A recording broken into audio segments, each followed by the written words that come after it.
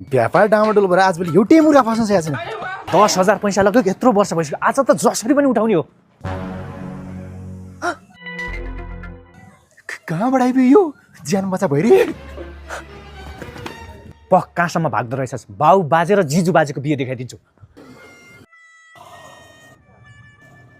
अरे यही थियो त सपना देखायो क्या सामने लहडी सपना देखाएछ मैले त। सपनै हो अब एकछिनमा बाउको बिहे पनि देख्छस्। साला 1 महिनाको लागि भनेर लिएको 10,000 पैसा 10 वर्ष भइसक्यो अझ खाएर भाग्छस्। त्यस्तो भन्नु खोजे होइन कि तपाईँलाई रेस्पेक्ट गरेर बाटो छोड्या हो नि मैले। साला बढी बोल्छ यत्रो बाटोमा म अड्दिनँ हात्ती हो लुकेको भन्न। मेरो पैसा कहिले दिन्छस् भन्।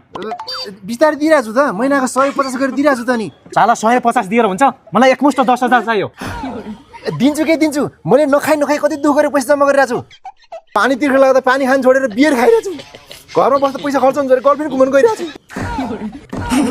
साला त्यसरी पनि पैसा सेभ हुन्छ। अरू कुरा मलाई थाहा छैन मलाई पैसा चाहियो नत्र यही झोला भए पनि लिन्छु। यो त हुँदैन के किन हुँदैन के दे भने एकछिन छोड्न। हेर तँलाई मेरो नभएको गर्लफ्रेन्ड पनि दिन सक्छु तर यो ट्रेन बिच झोला दिन सक्दिनँ।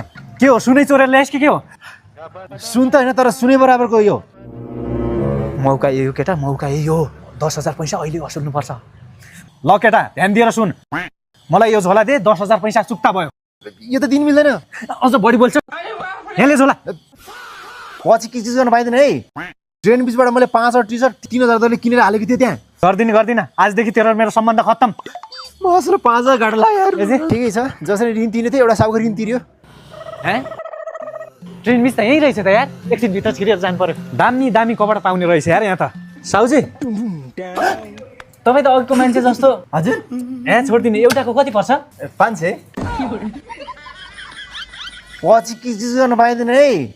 ट्रेन बिचबाट मैले 5 टी सर्ट 3,000 दरले किनेर ल्याएको छु नि। हेलो सर के भयो। के हुने नि यार सर तपाईँ जस्तो डुप्लिकेट अनुहार भएको मान्छेले यही सर यही स्टोरमा 3,000 मा किनेको भनेर फसायो नि यार। अब कहाँ 3,000 हुनु सर यो हाम्रो समर सेलको 500 वाला टी सर्ट हो। प्याक गरिदिउँ। अब त्यति महँगो त किनिहाल्यो यो 500 को त किनिहाल्छु नि यार। ल सर अब चाहिँ नझुकिन है। ल आउँदै गरौँला बाई बाई। नेपालमा ऋण तिर्नु गाह्रो छ नि यार।